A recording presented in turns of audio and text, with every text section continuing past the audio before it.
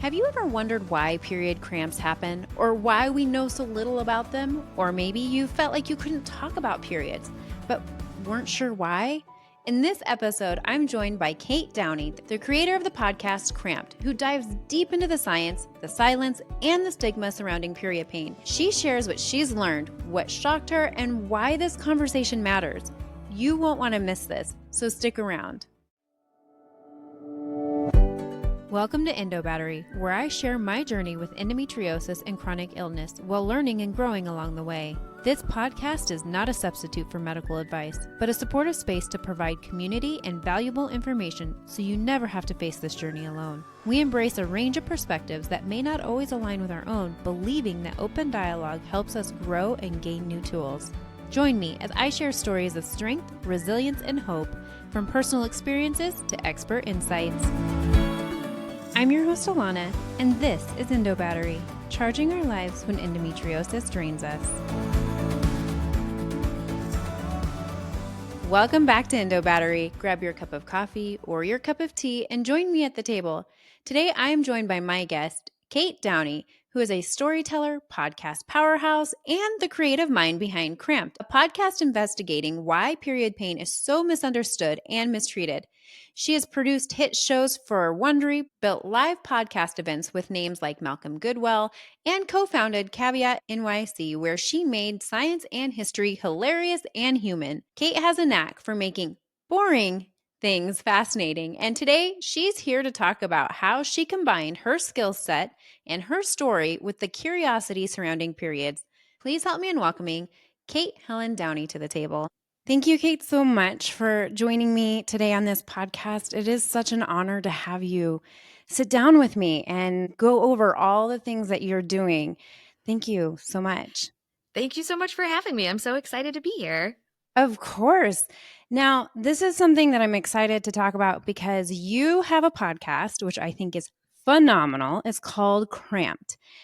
But you didn't start this overnight and for no reason. Can you tell us how this all came to be and the process it took you to get to this point to want to do a podcast like Cramped? Yeah, I mean, the long story is 22 years ago when I was 14, I got my first period, and then I got my second or third period, and it was horrifically painful. I was in science class, I think, in 8th grade, and started a full body sweat. I thought maybe like I had a stomach bug or food poisoning. I asked to be excused to go to the bathroom and realized I couldn't stand all the way up, that my whole midsection was just completely clenched down and like twisted. I tried to get to the bathroom and had to keep stopping in the halls with my hand against the locker, like trying to catch my breath, trying to stand up. Didn't think I was going to make it. Suddenly realized like how far it actually is to the bathroom.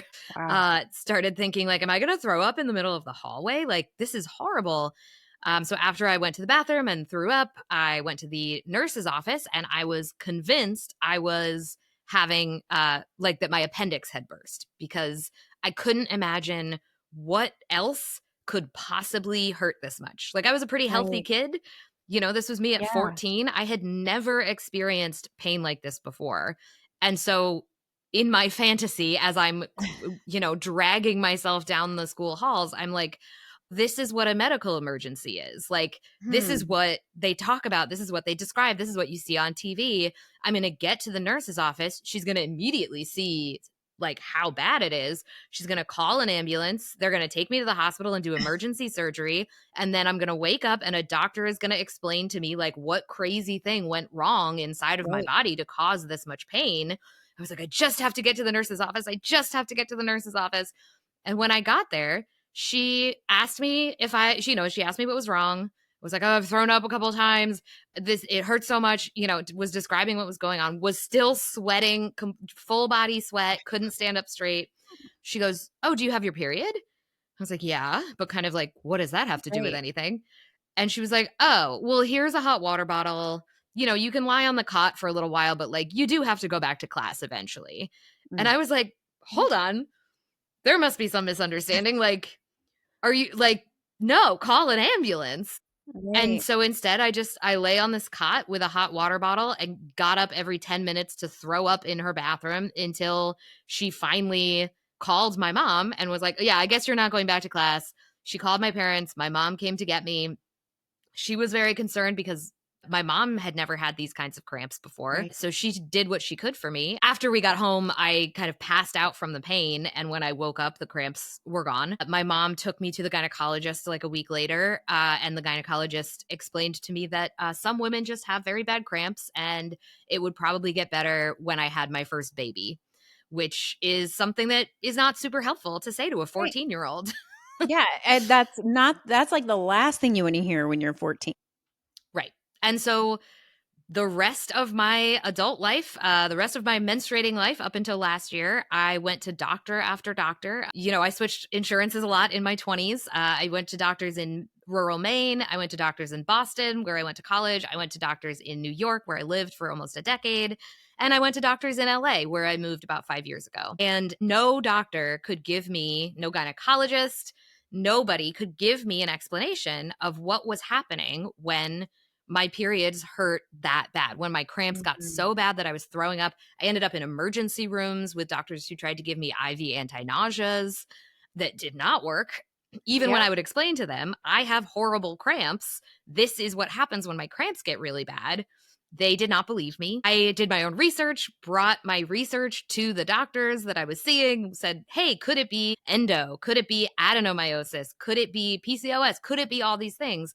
And every Mhm. time I was told, no, it couldn't be that because blank. No, it couldn't be that. It couldn't be endometriosis because otherwise you'd have very heavy periods. And I have very light periods. And no, it can't be endometriosis because otherwise, because if it was that, you would be having pain throughout your cycle, not just during your period. Nope. Turns out it can totally just be on your period.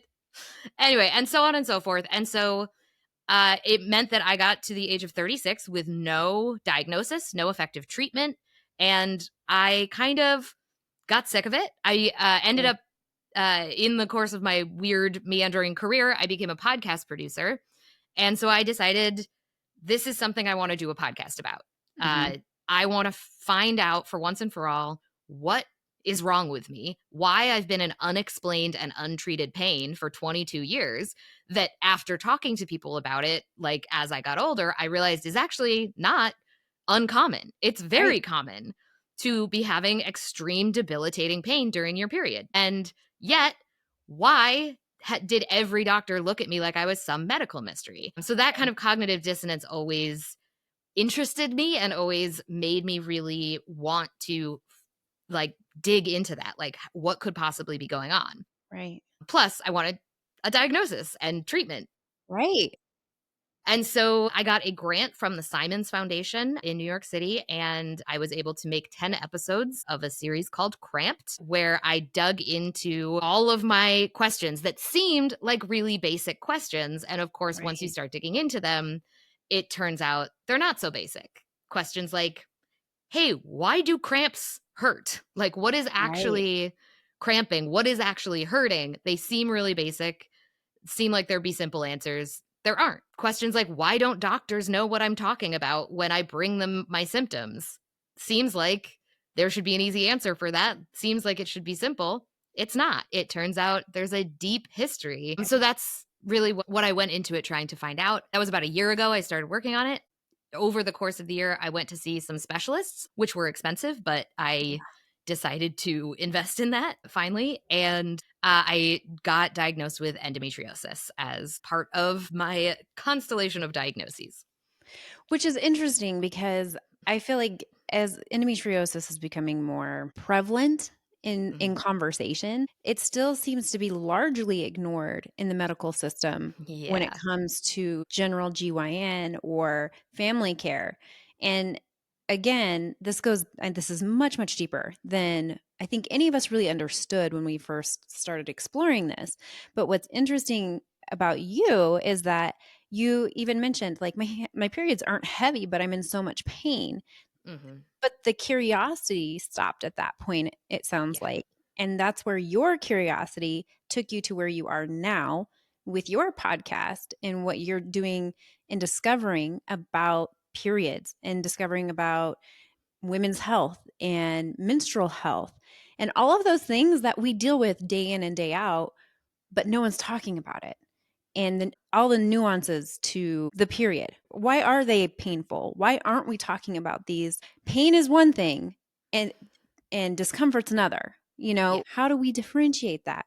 And so I Mhm. feel like this podcast has been so needed. So thank you for doing it and Well, thank you exploring for that. listening. And I encourage everyone to listen to it because it's incredible and you do an amazing job at it. But I think what it highlights more is that there's different facets of your period. What is one thing from your podcast that you have learned that just kind of blew your mind? I'm sure there's a lot, but what is maybe one or two things that you have taken away from having your podcast that just was like, I never even would have thought of that?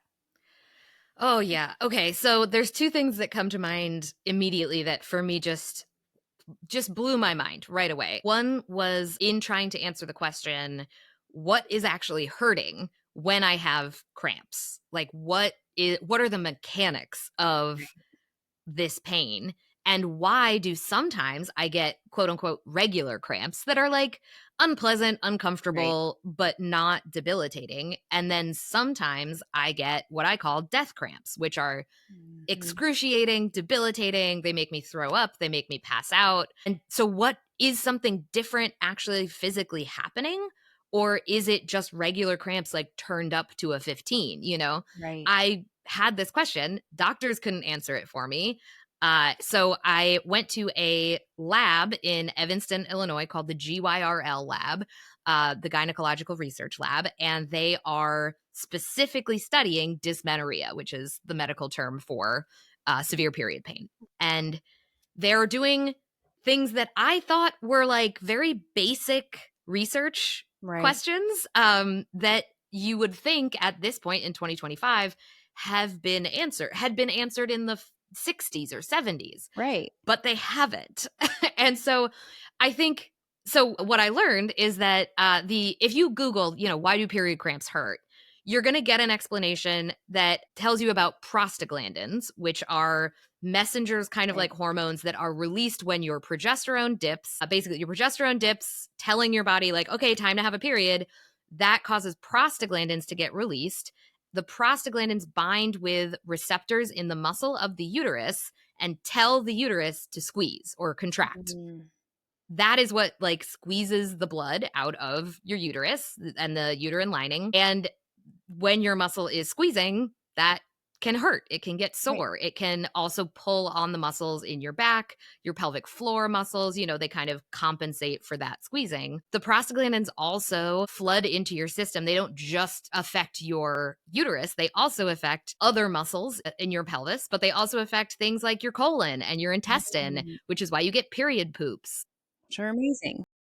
Yes, yes. And so that process, just learning about that in my own research, I was like, oh, okay. And in my research, they say the pain comes from something called ischemia, which is when a muscle squeezes so tightly for so long that oxygenated blood can't get to the muscle fibers. And the Mm. muscle fibers will die if they don't get oxygenated blood. So they basically try to get your attention and experience pain. They say, like, oh, this is if it happens in your arm or your leg, it's called a Charlie horse. Right. That's ischemia. And so you're essentially getting a Charlie horse in your uterus. And that's the widely accepted cause of all dysmenorrhea, all period pain, is like it's ischemia from the prostaglandins telling your muscle to squeeze. Right. I was like, okay, I didn't know that before. Like, I knew the uterus was squeezing Right. to get blood out, but I didn't really know all the details behind it. That makes sense. So, I guess my death cramps is just like too many prostaglandins, like so much ischemia that it's like locking up those muscles and causing so much pain. But like, I still don't really understand why it happens sometimes and not other times. Right. So I go and visit this lab and I go to the lead researchers and interview them. And I say, okay, here's how I understand period pain to work. Is that right? And they're like, no. You're like, I was like, what? Like, because that's literally what every textbook, every research paper that I was able to find, like on in my own right. research, that's what it said causes period pain. And they're like, well, that's probably only part of it. I was like, okay, well, what are the other parts of it? And they were like, we don't know yet. You're like, wonderful. Because what they're doing is they're doing what a good scientist would do, Right. and they are testing the accepted theory. So they are saying, okay, is ischemia what's causing all period pain? They are putting Mm, people who are having dysmenorrhea, who are having cramps, right. they're putting them in an MRI, and they're having them squeeze a little sensor whenever they are actively feeling pain from a cramp. And so what they're able to see what the uterus is actually doing and see when they are experiencing pain. And so if it was ischemia causing the pain, you would expect when the uterus contracts to line Right. up with when they feel pain. And it doesn't. Interesting. Because most often people are squeezing and saying, I feel pain, either before a uterine contraction starts or at the end after the contraction is over and blood is actually reperfusing. And so they don't know where that pain is coming from. There's Hmm. theories that actually the pain is from other muscles in the like abdominal muscles contracting in Right. anticipation of pain or after the contraction has already happened. There are a lot of theories around like inflammation that the Right. body can react in a way that sends more inflammatory mediators to that area. But ultimately, we don't know. And it probably has more to do with our brain's pain processing pathways than it does with the actual activity of the muscles. Mm-hmm. And that was fascinating to me. So That that is like fascinating. 90% of menstruating people experience some kind of period pain. Right. 30% of menstruating people experience enough period pain that it is in some way debilitating. It keeps you from living your day to day life. Right. And that's millions of people. That's 30% of menstruating people worldwide would be about 522 million people, over 500 million people worldwide having debilitating pain once a month, potentially. And we don't know why. We haven't really studied. The GYRL lab is the one of the only labs getting NIH funding, at least right now, Right. currently, to study dysmenorrhea and period pain. And so, like, they are making progress, but this is progress we should have made years ago. And it's because Yeah. of what you were talking about that there's just doesn't seem to be this curiosity. Hmm. Prostaglandins were discovered in, I think, the 1970s, and we stopped there.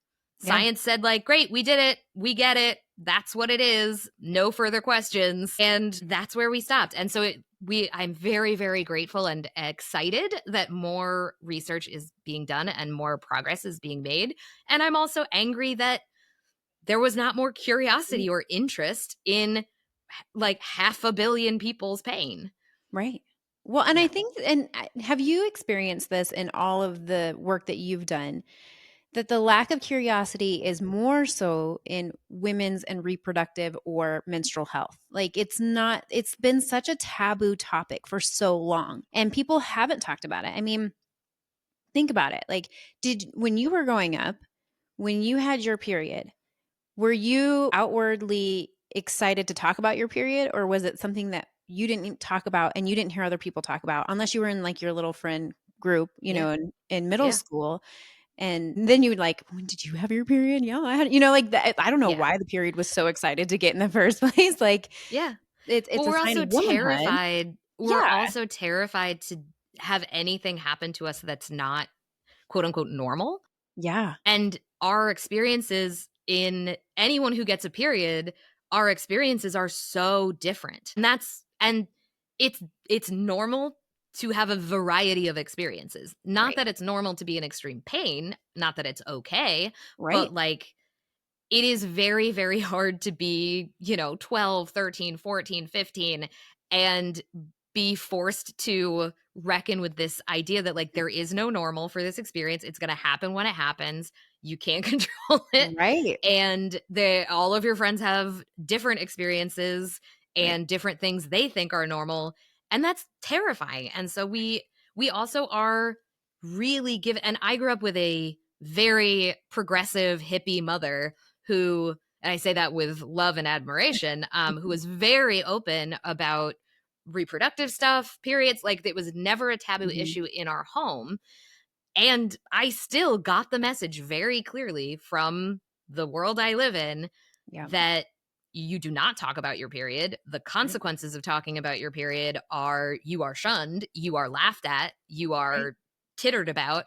And so you avoid it at all costs. And even when we get older and we don't consciously make that choice, we Right. are trained, we are Mhm. conditioned not to talk about it. And it damages us because, like, our doctors, our gynecologists don't necessarily, I have learned, do not necessarily have accurate information on our health and our Yep. bodies and what is normal or possible and where we could get more help. And so if we are not talking to each other and sharing information with each other, we have no information Right. unless we are lucky enough to have, a doctor who does have good information Right. or is willing to look stuff up or refer us to a specialist. And not all doctors are. And so it really puts us not being able to talk or not feeling comfortable talking openly about our experiences with our periods harms us in both psychologically and physically Yep. because we are isolated in our pain, which, like, psychologically gives us more pain. Our Right. pain is worse because we are isolated and alone in it. We are social animals. Our brains have developed to want to be around other people, to want to know we're not alone. And so if you are having pain and your brain is going to tell you there's something wrong. If you're alone in this pain, if you don't know why it's happening, like, that's worse. Right. So literally our pain is worse because we're not talking about it. And if you think about who benefits from us not talking about our pain, it's not us. Nope. It's to make people less uncomfortable. Yeah. And not just people, it's men. It's Men. people Yeah. who do not get periods. And they do not, one, talking about our pain would potentially make them uncomfortable because it is a part of the body Right. that they don't have and an experience they don't have.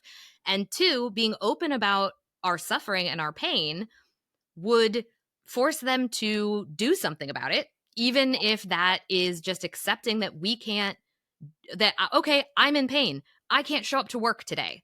I do childcare today. I can't pick up my mom from, like, her appointment today. Right. You have to do it. And when we shut up about our pain, when we keep it to ourselves, when we just, like, white knuckle our way through it, that's not benefiting us. That's Nope. harming us. That's benefiting the people who rely on our labor, who Mhm. rely on our emotional, social, unpaid labor, and paid labor. And so that's another reason that we're encouraged not to talk about it. It may not be direct. I'm not suggesting that every man in your life is trying to, extract labor from you when you're on your period, but that is what ends up happening when we don't talk about our pain Yep. and, like, demand support when Yeah. we are in debilitating pain. Yeah. And it's so true. I remember my husband and I were talking about in the midst of like my pain with my period, and this is like this is when we first got married, and he went to the store to get me tampons and pads, and Mhm. and this like 90-year-old woman, he's probably not 90 but like older woman, was Yeah. like, I get that kind too, and he'd forgotten that he had like some potting soil right there with the pads and tampons, and he automatically was like, the pads and tampons, okay. And she meant the potting soil, but Right. I was like, "Did that embarrass you?" I remember asking him, "Did that embarrass you?" He was, "No, that didn't embarrass me." He said, "I shouldn't be embarrassed because I have a woman that has a cycle. Like, I'm Right. proud of that. I'm proud Right. that I can do this for you." He's like, Right. "You're in pain." But I will tell you that I myself didn't want to even check out pads and tampons unless, Mm. and this is like before self-checkout, was Mhm. really a thing. I would always find the checkout that had like the oldest woman at the register Yeah. because I didn't want to be embarrassed by it. Yeah. And so I think just how that plays out with not only us as menstruating people, but also like how that plays out in society and how we get embarrassed is not okay, because I think it Yeah. is more harmful. It's more, we're not talking about the serious things. And that's why I think for a long time, not fully, I think this is only a component of it, why research wasn't done on women. Why we don't know why we have these cramps. Yeah. I Well, think because we didn't talk about it. when you it's one of those things that if you stop and think about it for 2 seconds, it makes no goddamn sense No. because half the population of the world for at least half of their potentially half of their lives is menstruating Yep. 12 times a year ish. And so why are we living in a world where we are going through these like crazy acrobatic, Right. tricks to hiding tampons, Yes. hiding menstrual products, not talking about it in public, like going through all of this labor to hide it. Who's doing the work to hide it? Right. Us. While we are at our lowest points sometimes, while we are feeling the worst, we are also putting in all this effort to hide it or Right. being made to feel uncomfortable about it. And it is no sense. And also, the species wouldn't continue if we didn't menstruate, like Right. it Exactly. makes no sense. Yeah. And to your point about women's bodies not being studied, I mean, that was a huge part of the podcast as well. Of like, I understood, like, I kind of intellectually like knew Right. that women were less represented in medical studies. And I vaguely remembered that, like, in the past, there was like a whole thing where women's bodies weren't studied at all. And I was like, yeah, I know. Mhm. When I actually looked into the actual history of it and the facts around it, it's wild. Like, Yeah. Yeah. truly wild, the like contortions that the medical and scientific industry goes into to not study female bodies. And part of the reason that they will say is that women's bodies and women's cells, like down to, they don't use female lab rats No. a lot of the time because they say it's because of these hormone fluctuations. Oh dear, women, female bodies, female animals have these hormone fluctuations. And that makes it much harder to study. It's another factor that, could complicate it. Mhm. Female lab rats have like 4-day hormone cycles or something. And so, like, oh, you'd have to replicate the experiment like 4 different times to make sure that the hormone fluctuations are not like changing the results of the Right. experiment or whatever. And so they're like, we're just not going to do it because male lab rats, male humans, like they don't have these kinds of hormone fluctuations that could really mess up the data. We have hormone fluctuation. Like Right. So it's not half the only people who are taking this medication or whatever are going to be having these hormone fluctuations. So, like, even if it's a little more complicated, isn't that effort that's well worth it? And it turns out, no, not to them. For a long time, it was sort of accepted in science that whatever results you got from male rats or male human participants, you could just also apply to female participants and or female people who are going right. to be taking this drug. And it's not true. If you are ovulating, if you are cycling, your hormone fluctuations affect every single organ in your body and the way that it functions. Like, I'm on an antidepressant, I'm on an SSRI.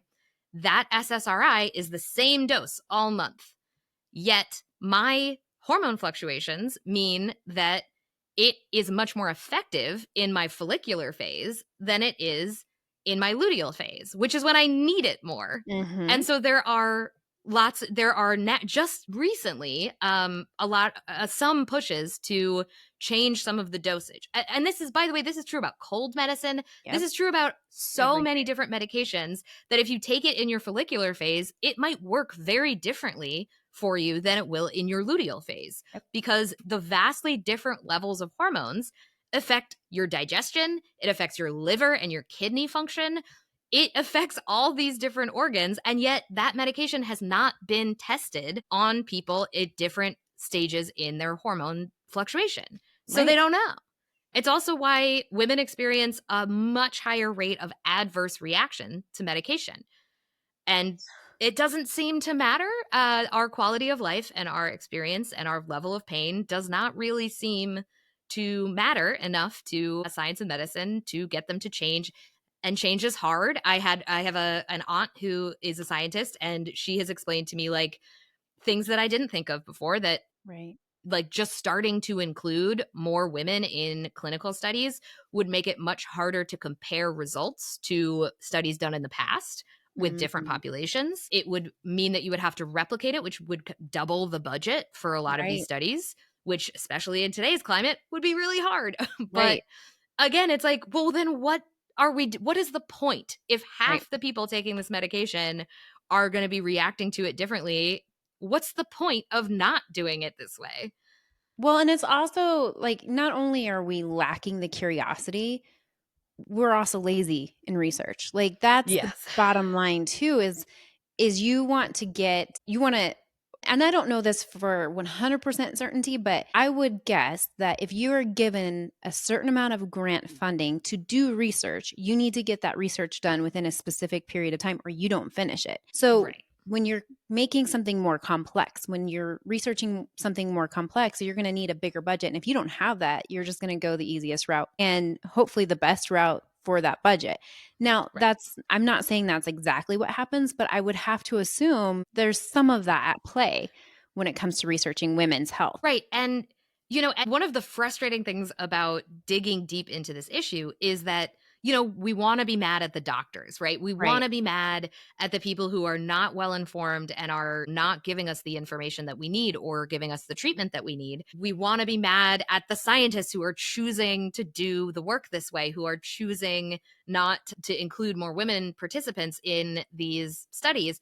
But the fact is, no single person, yes, I'm sure there's bad doctors who just don't Right. care, Right. but I genuinely had to admit to myself at a certain point doing this podcast that, like, it's a systemic issue. It Yeah. is the definition of a systemic issue, which is like, it's not a problem of bad actors, right? It's not a Right. problem of bad apples. It's a problem of the entire structure of our society, of Yeah. our medical industry, of our scientific research. The way that that is funded and structured Mhm. discourages and disincentivizes all of the changes that need to be made Right. in order for women to be fully represented in these studies, for these basic questions about our anatomy and functioning to be answered. And when you have to zoom out to really see that, and it's incredibly frustrating because short of mandates, which, like, the NIH does have a mandate, it just doesn't get enforced, and it's very hard to enforce for including female participants in these studies. And it is hard to imagine how we can get there because Yes. without completely tearing down the entire system and starting from scratch.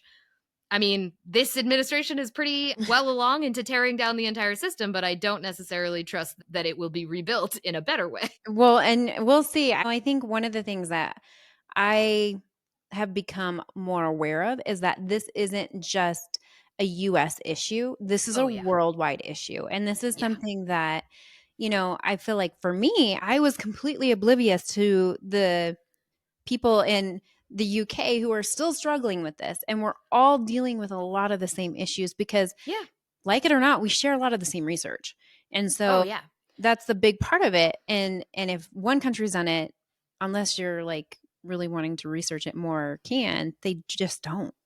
And Yeah. that's Yeah. so And I hard. mean, it is perversely gratifying. I think, I think we look at a lot of the problems with our healthcare in the US and we say single payer healthcare would solve a lot of these problems. But this is a problem that, like, yeah, you look at the UK and places in Europe that have, single payer Right. healthcare, that have nationalized healthcare, and they might have slightly different problems, but an equal amount of problems. The severity of the problems with addressing things like endometriosis is, right on par. Like, I don't think you're better off having endometriosis in the UK than you are in the US. It is maybe in Switzerland or Sweden or one of the Nordic countries. It Yeah. seems like they have some stuff figured out, but no, it is a worldwide problem, in no small part because we're all of our these Western countries are essentially based off the same structure. Right, So, right. Yeah, exactly, yeah. exactly. We've talked about the challenges and the shocks of what you've learned doing this podcast and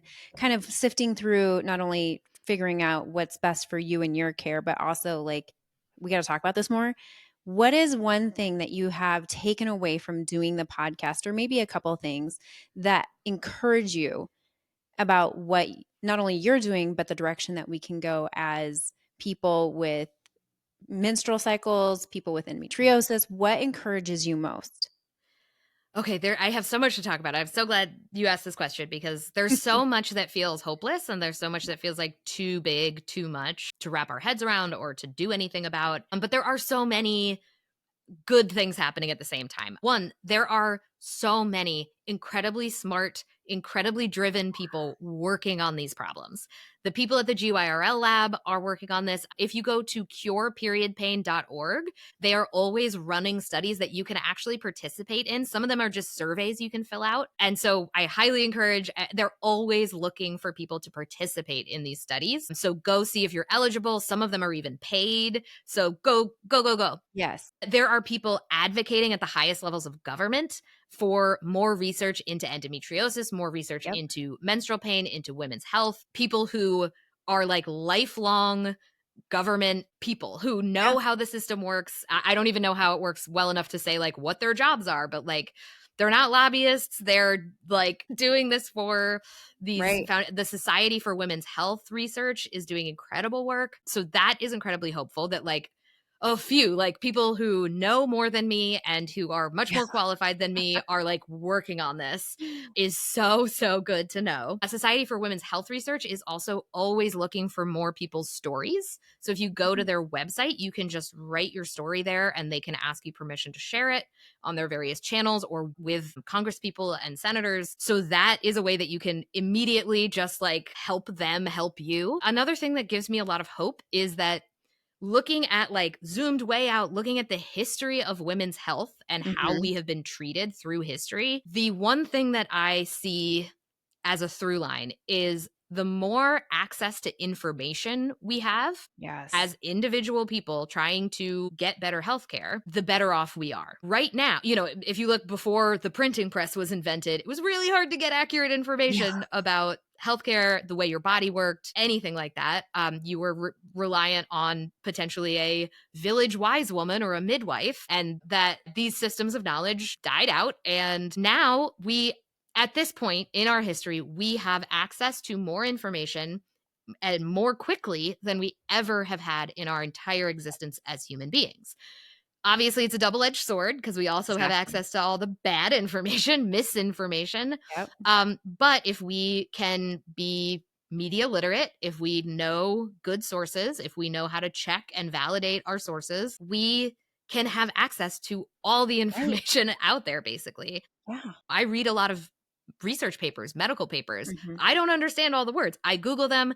I have a friend who's a data scientist, and sometimes I send her a paper and say, here's what I think this data is saying. Like, can you Mhm. tell me if I'm right or not? And then she'll call me and we'll, talk about what the difference between an average and a mean is. Right. And I'll try to remember my high school stats. And uh but like we have access to that information and we have access to Mhm. all of the things we need to decode that information. And so yeah, it's a pain in the ass. It sucks that we have to basically like get amateur medical degrees Right. just to care for ourselves, but that's where we are right now. We also have access to each other, and I think Yeah, that's a hugely important piece of the puzzle. I agree. I There are a lot of people doing what are sometimes called like women's circles, just getting together with other people who are menstruating, people with uteruses, getting together in groups from, 3 to 100 Mhm. over Zoom, over like in person, in your living room, in a local coffee shop, at a bar, wherever. I had one recently. I think I'm going to keep doing them monthly, I think, and call them clam bakes because that appeals to my sense of humor. Yes.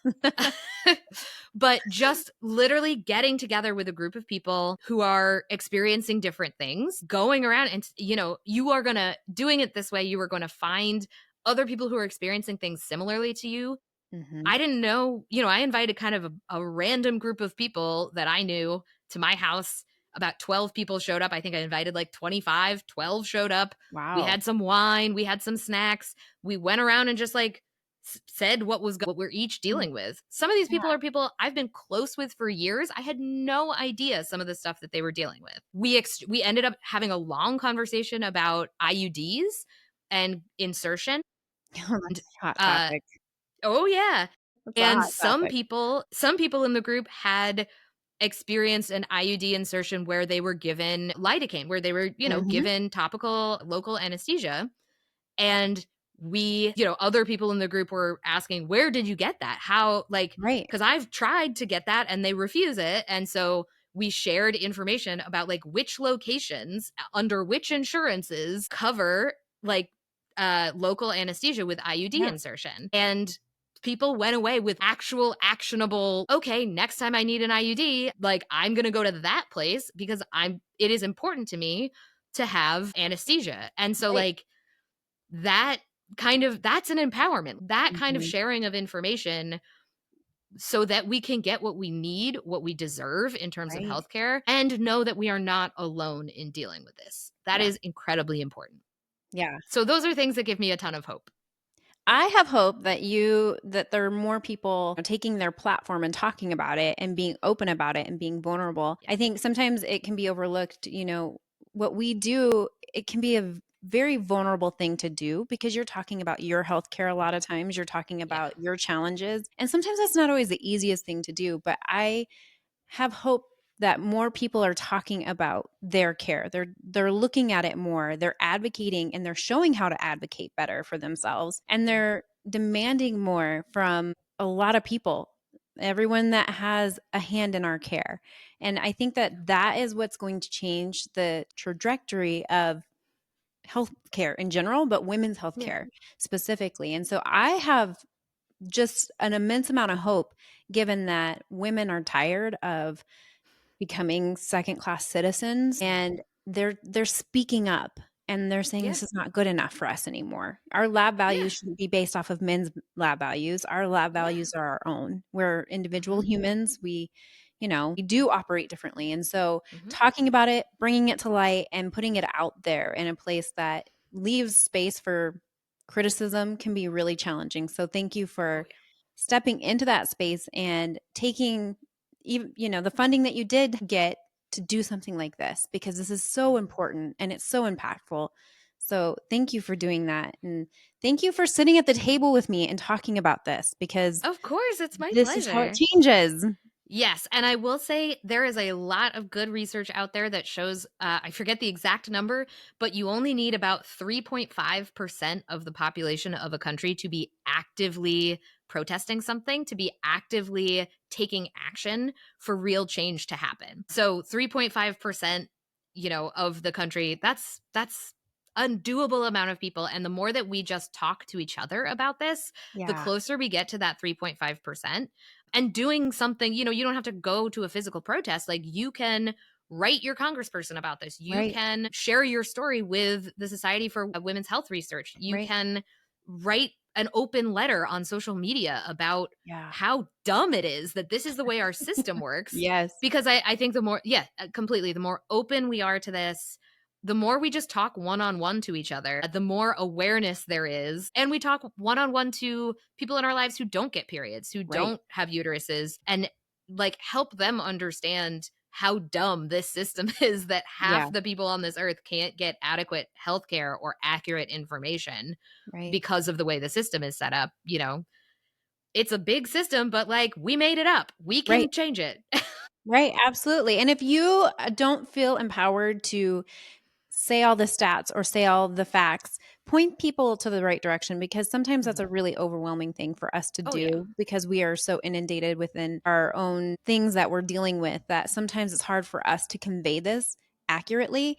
Yeah. Kate's podcast is amazing. Cramped. If you haven't listened to it yet, go listen to it. It's amazing. She's a phenomenal communicator. Love the Thank you. fact that you open up the door to so many different conversations and things that we should be paying attention to more. And you're bringing in some really good evidence based materials as well, which I think is crucial to the way that we approach this. So thank you for doing that.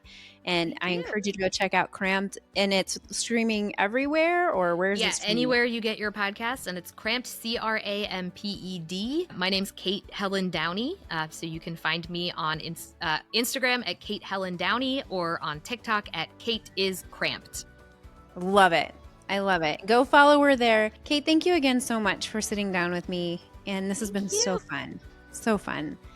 Until next time, everyone, continue advocating for you and for others.